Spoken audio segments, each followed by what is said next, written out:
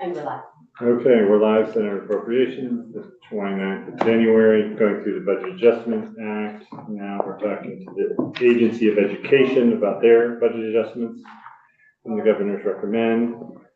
I will let you guys introduce yourselves. We're both going to be speaking, and then since you're new to the committee and a lot of us are new to this committee, we'll introduce ourselves. Okay, great. I'm Sean Kuzma, the interim CFO at the Agency of Education. And online we have Jill Griggs Campbell, and she's the deputy secretary. And how long have you been in this position? Did we meet another intern before, like a year ago, or no? No. I'm the deputy CFO. So I've been in here a couple times, but with Bill Bates and the secretaries. Okay. Good. Pat Brennan, represent Grand Isle County, Colchester. Jenny Lyons, I represent Chittenden Southeast. Andrew Persico, represent the Washington District, which is Washington County plus some other towns. Bob Norris, Franklin County, and the town of Elbert, and the county of Grand Isle. And Watson from the Washington District, which is Washington County plus Stowe, Orange, and Braintree. I have a slide deck. I don't see you guys having it, but Not this. you have the ups and downs. Yeah, we have the ups and downs. We have the ups and downs. You could share it. I have it on my screen. It's on the website. It's It's on the website. on the website Okay. under something, or could you share it? Yep, you absolutely can. If you join my Okay. Zoom that I sent from that calendar, I can make you a post and share your screen. All right. So we're assuming you'll mainly focus on ups and downs, but if the presentation does the ups and downs, or maybe you could, reference between the two of them. Mhm.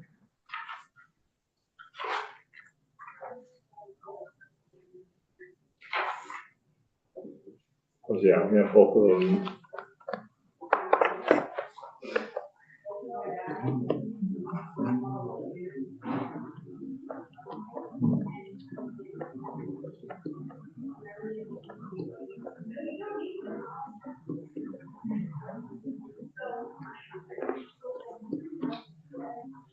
Are you able to find the Zoom link? It's in our Teams invite. Yeah, it's coming up. Thank you. All right. And Senator Perchlik, I'm absolutely letting Sean do the talking about money. If there's any questions, I'm available to answer as well. Okay, great. Thank you.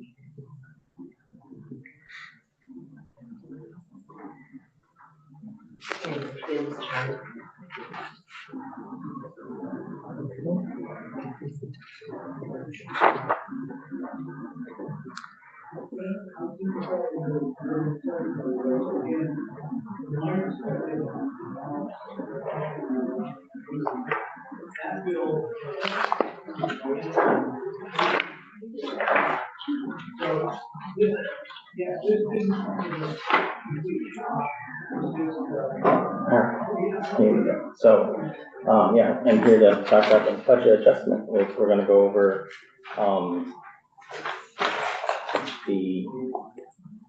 our 25 budget adjustments. We got 3 of them, and then we're going to go over the carryover and reversion, if you'd like, of general fund and education fund. Our first adjustment, we're asking for $75,000 in general fund for our peer review program. And this is in the education services appropriation. I'll do a second grouping on your ups and downs. The peer review program, we normally collect fees to cover the cost of putting adults through a review program to become a teacher. And our estimated number of adults going through that has increased for FY25 up to 150. So because there was a moratorium put on the fee, we backfilled that general fund. So we're asking for the additional folks going through. So is that moratorium still on? Yeah, I believe it goes to 20. Yeah. Next, we've got our adult ed and literacy appropriation. B 504 and 504.1. Here there was a law change, I think, last year, which split funded this appropriation, or this program. And so it's now funded the general fund and ed fund, and we had an increase in the number of students going through this program from our budget. So we're looking for a total of $506,000 more, and that's split into two appropriations, 60% in general fund for $303,000, and the 40% from the ed fund for $202,000. You will see them on the ups and downs, but In that, the adult ed literacy, that sub-granted out yes, for the providers, yeah, to the and the flexible pathways goes to the school districts. um, Or it goes to the universities or however, depending on what it, depends on the That was my program. question. A lot of programs are flexible pathways, but because early college part of flexible path. yes, yeah, early college, school enrollment, virtual,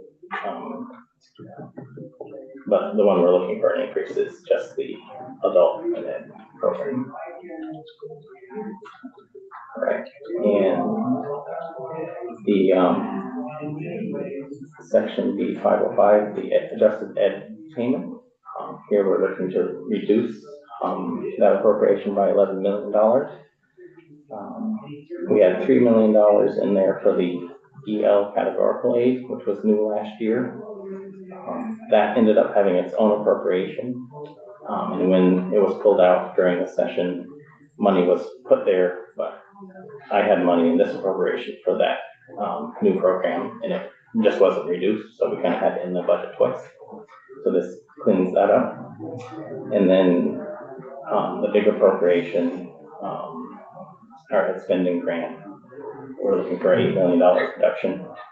And that's because when the final budget was passed, we still had some pending school district budgets, which eventually got passed, and they were lower than expected. And we initially had them in the budget.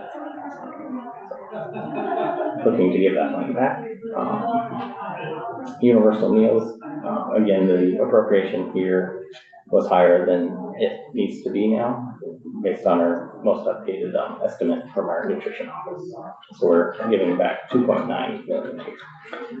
Yeah, So, excuse me, what was the original appropriations for the universal meals? that would be on the ups and downs. It is, I think I have it, so 20.4 million, 24 million? 20.4. Oh, 20.4, okay, thank you.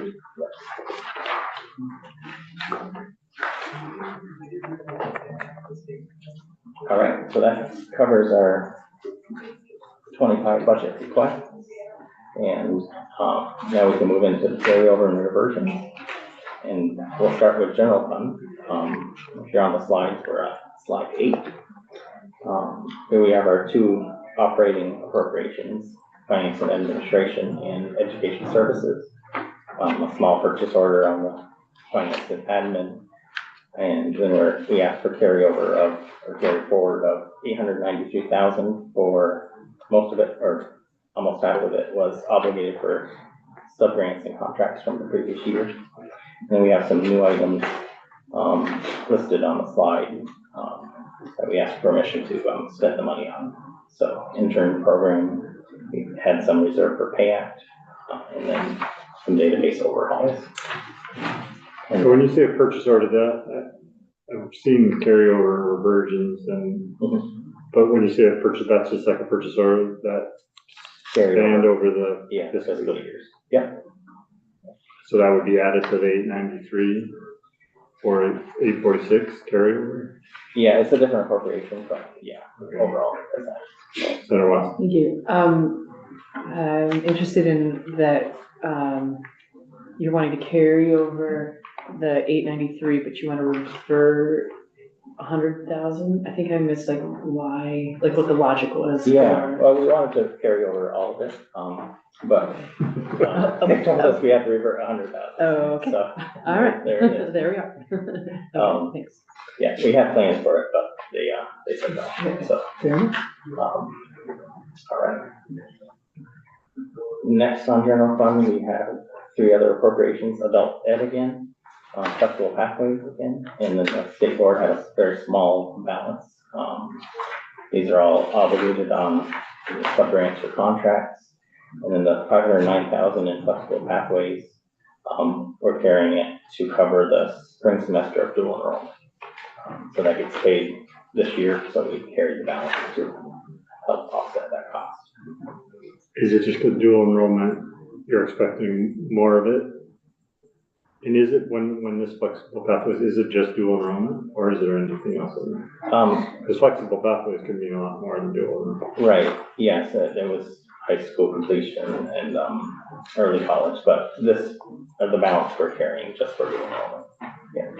And is it increasing? And I mean, I would assume that you have the money to carry over. There wasn't an increased usage last year, but you're expecting increased usage? Yeah, I'd have to get back to you unless Jill knows numbers on the counts for folks going through.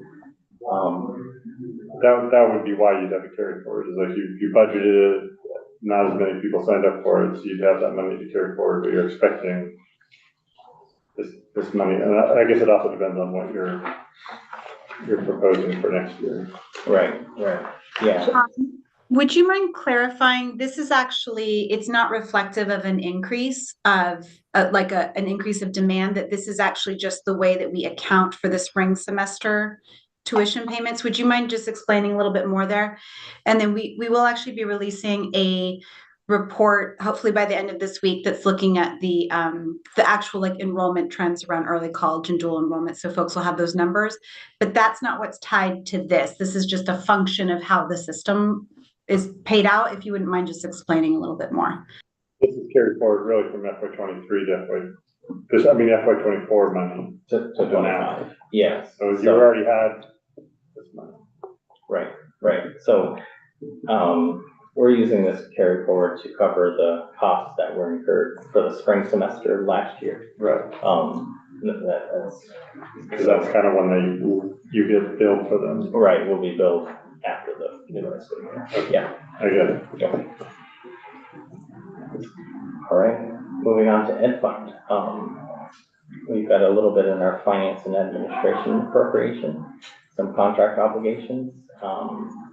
Those are on the contract that covers the SSDMS project. So we're carrying over a little bit there to cover an upgrade, and then reverting the balance of 301,000. The special ed formula, we've got 2.3 million we're looking to carry. So we have grant obligations on several programs within that appropriation that we're carrying the obligated amount forward. And then state placed students, we're reverting a fairly large amount, 13.7 million almost. And this amount has kind of accumulated over several years where we would continually carry over the balance we had in case we had an increase. We decided we can live within the current year appropriation, and so we're gonna revert back this back to the Ed Fund. So this money would be reverted for FY26, or you're not really, this is more like a report than a request than the BAA. Since they're FY24. Right, yes.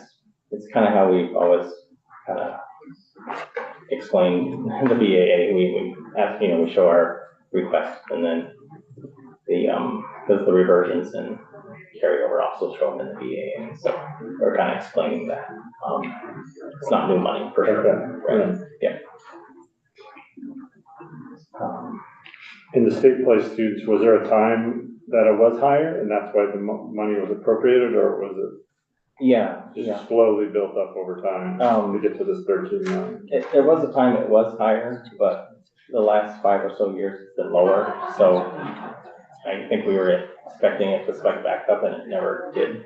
So we don't see a need to carry so much money. It's okay. Yeah. Okay. All right, and next page 11, we've got the ed spending grant. We have a small balance there, 359, which we're reverting. The small schools grant, that program ended or was replaced with a merger support grant last year. So 24 was the last year of the small schools grant, and we're giving back the balance. And then the tech ed appropriation, we have 367,000 in grant obligations, and we're reverting 1.8 million. These in your budget would all revert to the ed fund. Yes, yeah. And, you know, Joint Fiscal already has all these numbers, so they're already on the outlook pages.